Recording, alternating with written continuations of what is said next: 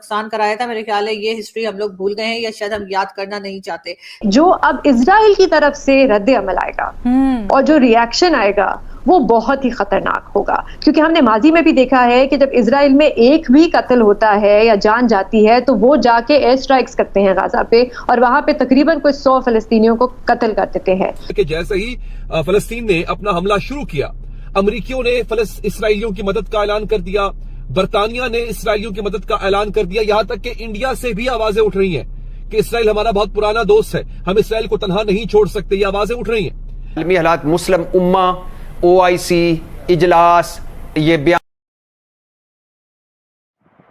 दोस्तों, हमास ने जिस तरह इजराइल पर 5000 रॉकेट से अटैक किया और इजराइल भयानक हमास से बदला ले रहा है, उस इजराइल ने हमास के कई ठिकाने को तहस नहस कर दिया और भारत बिल्कुल इजराइल के साथ खड़ा है। आइए देखते हैं इसके बाद पाकिस्तानी मीडिया में क्या मतलब है। जारी बात है, इंडिया अपने ब्रह्मोस मिसाइल चाहता है हालात को गरमाने के लिए, माहौल को गरमाने के लिए, लेकिन जारी बात है उन्होंने कोई भेजने तो थोड़ी है इस हवाले से।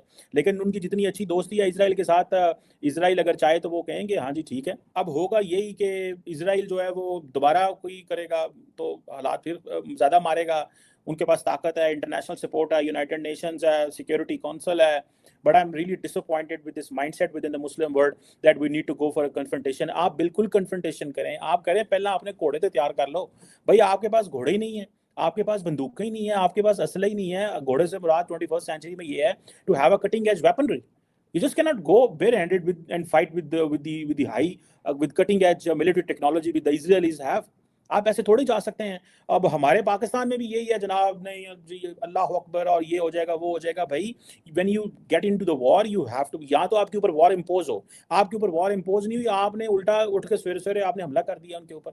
ठीक है, इंडिया इस सारी की सारी जंग को एक एंगल में देखना चाहता है और दे विल सी इट। ठीक है, अगर आपको याद हो कि वो जो थे, क्या नाम था उनका यार, वो जो थे नेतन्याहू साहब, वो और मोदी साहब की आपस में केमिस्ट्री आप चेक करें कैसी केमिस्ट्री है। ठीक है जनाब। और बिलावल भुट्टो जरदारी हो जो कि हमारे फॉरेन मिनिस्टर रह चुके हैं, चाहे उनके फादर आसिफ अली जरदारी हो और या दूसरे पॉलिटिशियंस हो, सभी जो है वो वाह कर रहे हैं और सारा पाकिस्तानी मीडिया भी वाह कर रहा है फलस्तीन की, हमास की, और कह रहे हैं कि जी इजराइल को बड़ा ही इन्होंने मजा चखा दिया है और अब यकीनन वो कई इलाकों के ऊपर कब्जा कर लेंगे। इसी किस्म की न्यूज यहाँ पर चल रही है। लेकिन साथ ही साथ पाकिस्तान का मीडिया, पाकिस्तान के टीवी चैनल्स ये भी बार बार रिपोर्ट कर रहे हैं कि फलस्तीन के लोगों ने या हमास के लोगों ने पाकिस्तान का शुक्रिया अदा किया है कि पाकिस्तान जो है उनका साथ दे रहा है, पाकिस्तान उनके साथ खड़ा है। वैसे साथ खड़े तो हम पता नहीं किस किस के हैं, लेकिन अगर नहीं खड़े तो हम अपने ही साथ नहीं खड़े हुए। उसी बात से मुझे याद आया कि